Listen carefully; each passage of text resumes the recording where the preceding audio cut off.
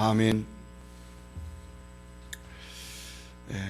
오늘 본문은 하나님의 심판의 물이 온 땅에 가득 차 있었음을 보여주고 있는 본문입니다. 온 땅의 인류와 또 코로 숨쉬는 모든 동물들이 물 속에서 다 멸망하고 말았습니다. 그러나 이 비참한 심판의 현장 위로 떠오르는 구원의 방주가 있었습니다. 심판의 진노 중에도 택한 자를 향한 하나님의 사랑이 풍성하신 그 하나님의 모습을 우리에게 보여주고 있는 말씀입니다. 우리는 노아의 대홍수를 통하여서 하나님의 서로 반대된 성품을 발견하게 됩니다. 그것은 불의는 반드시 심판하신다고 하는 하나님의 공의입니다. 그리고 다른 하나는 어떤 상황 속에서도 당신의 백성들을 보호하시는 하나님의 사랑입니다. 한 분 하나님 안에 다른 두 성품을 가지고 있는 것입니다. 그것이 바로 공의와 사랑이라고 하는 두 가지의 성품입니다. 마치 동전의 양면과 같이 하나가 되어 있는 하나님의 한 하나님 안에 사랑과 공의라고 하는 그 두 가지 성품을 가지고 있는 하나님입니다. 오늘 읽은 13절에서 24절까지 말씀은 하나님의 공의와 사랑을 우리에게 보여주고 있습니다. 본문을 중심으로 해서 말씀을 살펴보고 은혜 받는 시간 갖고자 합니다. 먼저 하나님의 공의입니다. 공의라고 하는 말은 선과 악을 공평하게 가리고 공평하게 심판하는 것을 말합니다. 죄와 의를 분명하게 가려내고 죄에 대해서는 응분의 대가를, 그리고 선에 대해서는 그에 합당한 상급을 받도록 하시는 것이 하나님의 성품 가운데 공의라고 하는 성품입니다. 하나님은 어떤 경우에 있었어도 죄에 대해서는 그냥 지나가지 않습니다. 하나님은 반드시 죄를 찾아내고 죄에 대해서 심판하십니다. 시편에 보면은 사람이, 죄를 범한 사람이 어디에 갔더라도 하나님이 거기에 찾아간다 라는 말이 나옵니다. 산속 깊숙한 곳에 숨어 있어도 하나님이 거기에 찾아가고, 바다 깊숙한 곳에 있어도 하나님이 거기에 찾아가는 것입니다. 이렇게 하나님께서는 반드시 죄에 대해서는 그것을 찾아내시고 그것을 심판하시는 하나님이십니다. 혹 사람들은 재판을 할 때에 그것에 대해서 정확하게 밝히지 못하는 경우가 참 많이 있습니다. 그래서 지난날에 재판을 한 것이 오늘날의 재판의 결과가 뒤집혀지는 그런 경우가 있습니다. 요즘 우리 한간에 떠돌고 있는 저 세월호로 인한 유병헌 씨의 재판 역시 마찬가지입니다. 사람들이 정확하게 다 밝혀내지를 못합니다. 그러니 온갖 억측과 추측들이 난무에 적하는 것입니다. 이렇게 사람은 때로는 상황에 따라서 그 정상을 참작을 해서 용서해 주기도 하고 강하게 혹은 약하게 징계하기도 하는 것이 사람입니다. 그리고 그 판단도 정확하지 않는 것입니다. 정확해 보려고 애를 쓰고 있는 것입니다. 그래서 대법원 앞에 가면은 그 벽의 그림에 앞에 형상에 공평한 저울을 들고 있는 모습을 보여주고 있습니다. 재판석에 있어서의 그 상징적인 의미는 바로 저울을 들고 있는 것입니다. 공정하게 하겠다고 노력을 하겠다.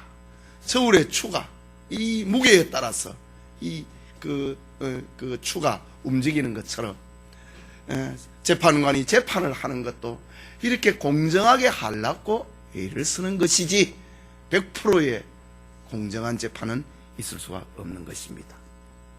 그러나 하나님은 죄에 대해서 심판을 하시고 그것을 찾아내시는데 1.1핵도 변함이 없으신 하나님입니다. 오늘 본문에는 패계와 강포로 하나님을 대적하는 것과 사람들을 향하여서 그 악이 가득 차버린 폐괴와 강포로 가득 차 있는 세상을 하나님께서 심판하신다. 하나님께서 세상을 심판하시는데 사람에 의해서 오염이 되어 있는 땅 위에 있는 모든 생물들까지도 심판을 하겠다고 하는 하나님의 심판 선언입니다. 하나님의 공의로운 심판을 보여주고 있는 장면입니다. 읽은 22절 말씀에 보면은 육지에 있어 코로 생물의 기식을 호흡을 하는 것들은 그것은 다 죽었더라. 죄 아래 놓여 있는 모든 인생과 코로 숨쉬는 동물들은 하나님이 다 죽였다고 합니다. 하나님의 공의입니다. 하나님은 어떤 상황 속에서도 이렇게 공의에 대해서는 철저하시고 공의에 어긋난 일을 용서하지 아니하시는 하나님인 것입니다. 그러나 처음부터 하나님은 심판하는 것이 아니지요. 저울에도 요즘에야 뭐 전부 전자저울이기 때문에 이 감각이 약하지만은 옛날에 저울은 무게를 하나씩 올립니다. 10g짜리, 50g짜리, 100g짜리, 1kg짜리 추가 있습니다. 하나씩 올립니다. 처음에 저울 추 하나 올려도 무게가 끄떡도 안 합니다. 또 하나 더 올립니다. 또 하나 더 올립니다. 또 하나 더 올립니다. 그리고 나면 이제 추가 탁 움직인다 이거지. 저 바벨론이 하나님 앞에 심판을 받을 때에도 메네메네 데겔 우바르 신이라고 했습니다. 바벨론이라고 하는 나라를 하나님의 저울에 달았다 이거지. 무게가 나가지 아니했다. 그래서 하나님은 심판하신 것입니다. 하나님은 그냥 심판하시지 않습니다. 수차례 기회를 주고 수많은 징조도 주고 수많은 사인을 줘갖고 그걸 예비하도록 하게 만듭니다. 깨닫게 만들도록 합니다. 그래도 무게가 나가지 아니할 때에 하나님께서는 심판하시는 것입니다. 노아의 시대 역시 마찬가지였습니다. 하나님께서는 얼마나 많은 기회를 주었는지 모릅니다. 그 가운데 노아의 생애를 통하여서 방주를 만드는 생애 기간, 그 120년 기간을 두어가지고 회개할 수 있는 기회를 주었습니다. 그러나 결국 저들은 회개의 기회를 거절하고 말았던 것입니다. 하나님은 이렇게 어떤 상황 속에서도 공의를 행사하신다. 공의를 행사하는데 철저하게 행사하신다. 공의를 어기는 일을 하나님은 결코 간과하지 않으신다 라는 것을 오늘 성경은 보여주고 있습니다. 하나님은 공의로운 성품, 저울의 추와 같은 공의로운 성품만 가지고 계시는 분이 아니라 사랑의 하나님이십니다. 풍성하신 사랑, 변함없는 사랑도 하나님이 가지고 계십니다. 온 지면에 물이 덮여서 코로 숨쉬는 모든 생물이 멸절이 되는 그 가운데에도 하나님의 사랑이 있었다. 하나님의 관심은, 하나님의 사랑은 노아가 타고 있는 방주에 집중이 되고 있습니다. 온 세상이 하나님의 공의에 의해서 심판을 당하는 그때에도 똑같은 그 시간 그 공간에 하나님의 사랑이 나타나고 있었다.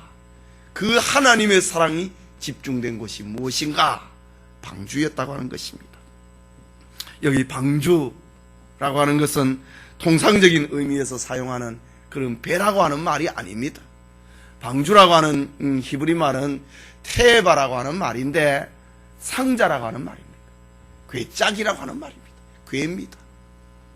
배에는 키가 있고 노가 있습니다.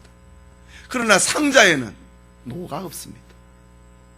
키도 없습니다. 방향을 전환을 하는 그런 키가 없고 앞으로 가고 뒤로 갈 수 있는 노가 없는 것이 방주입니다. 상자입니다. 궤짝입니다. 그 궤가 클 뿐이었다라는 말입니다. 이처럼 방주는 노가 없고 키가 없기 때문에 방향을 정하거나 앞뒤로 움직이는 기능이 전혀 없는 것입니다. 그래서 노아의 방주는 스스로의 노력으로는 어떻게 할 수 없고 하나님이 움직이는 대로 흘러가는 것이 방주인 것입니다. 창세기 6장 15절에 보면은 그 방주의 제도는 이러하니 광이 300규비, 장이 300규비, 광이 50규비, 고가 30규비시며 거기에 창을 내되 위로부터 한 규빗에 내고 그 문은 옆으로 내고 상중하 3층으로 할지니라 라고 기록하고 있습니다. 잣나무로 방주를 지었습니다.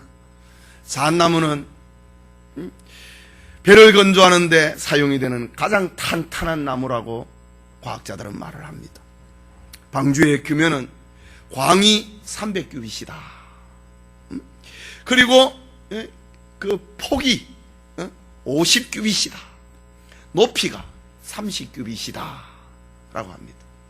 한 규빗은 일반적으로 남자의 그 손끝에서 팔꿈치 끝까지 요 길이를 가리켜 한 규빗이라고 합니다. 보통 한 45cm 됩니다. 그래 300규빗 하면은 45cm로 계산을 하면은 135m가 됩니다. 폭이 50규빗이다 라고 할 때에 그 45cm 곱하기 50 하면은 한 22m 정도 됩니다. 우리 교회 건물에 저 기둥에서 기둥 사이가 8m입니다. 그 두 개면은 16m입니다. 기둥 3개의 폭이 됩니다. 그리고 높이가 30규빗이라고 했습니다. 약 13m 정도 됩니다. 그러면 한 6층, 7층, 한 층에 한 2m, 3m 정도 됩니까? 한 6층 정도 아파트 높이 그 정도가 됩니다.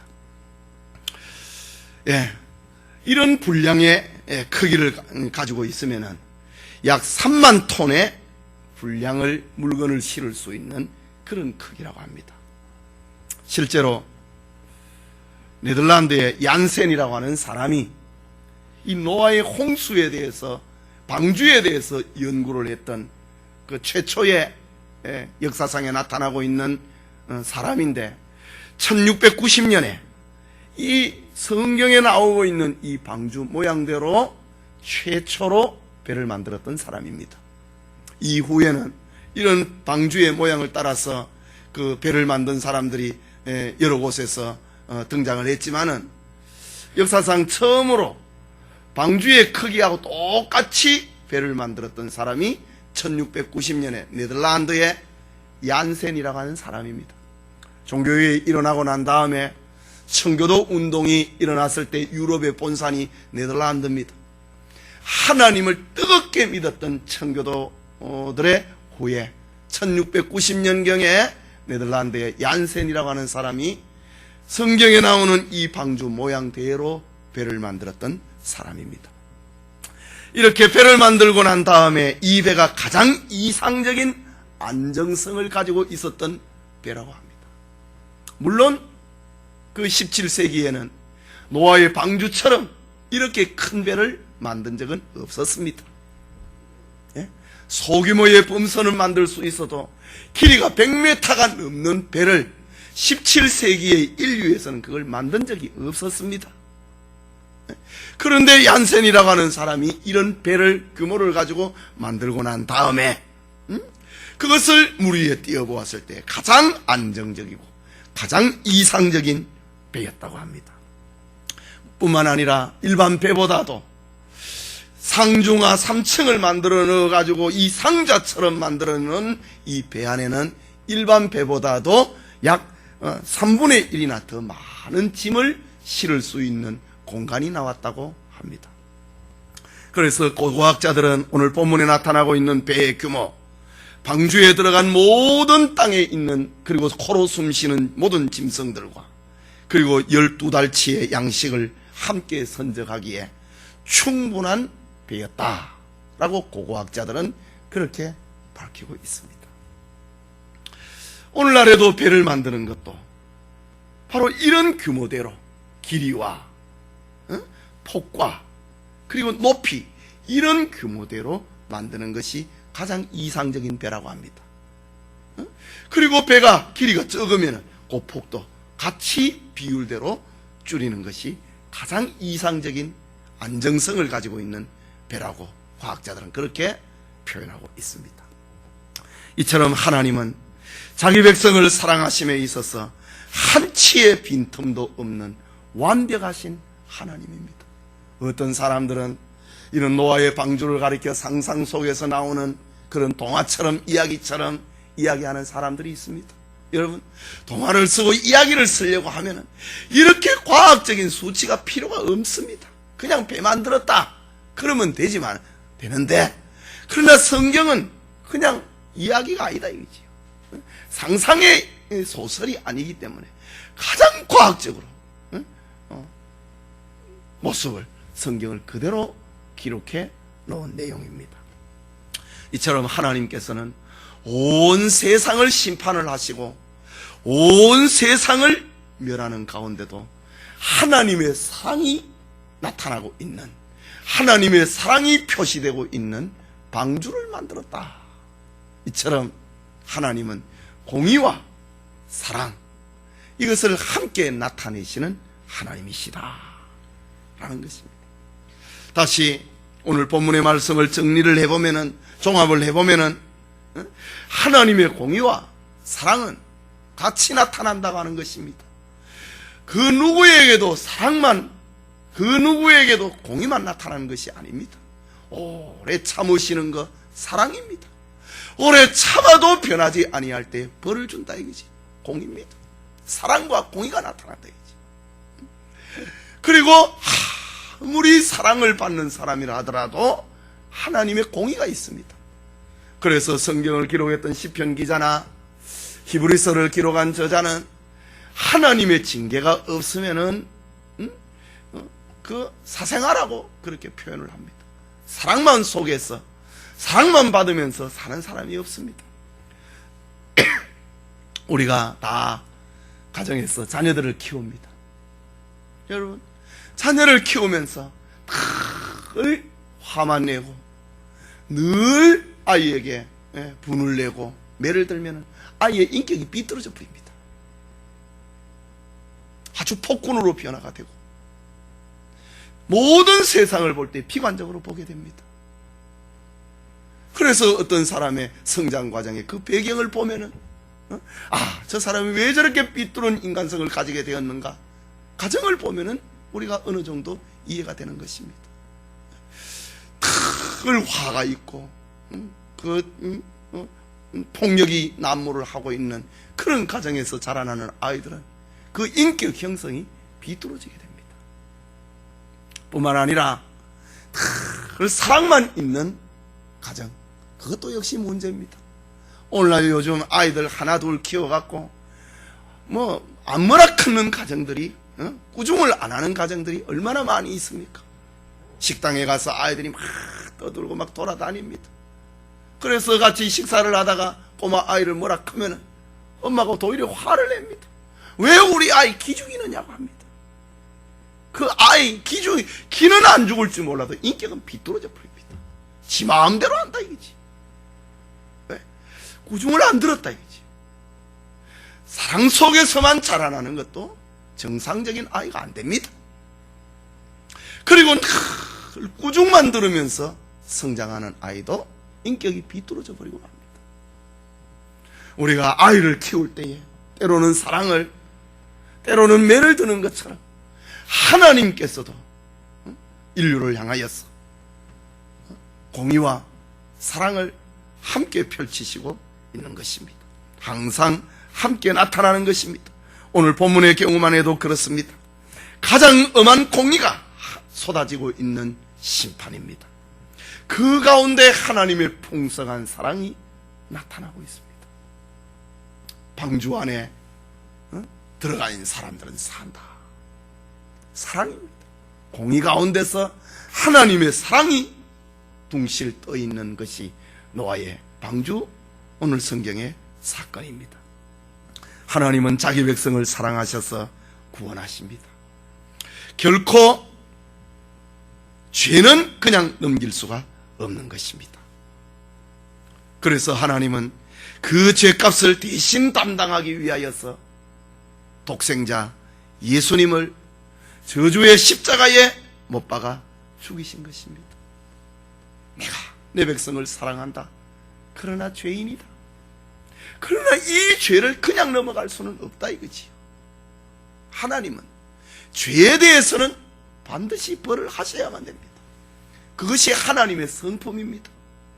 그러나 자기 백성을 향하여서는 또 반드시 용서를 해야 되는 것입니다. 심판도 해야 되고 용서도 해야 됩니다. 그러니까 이 심판을 하기 위해서는 제물이 필요하다 이거지.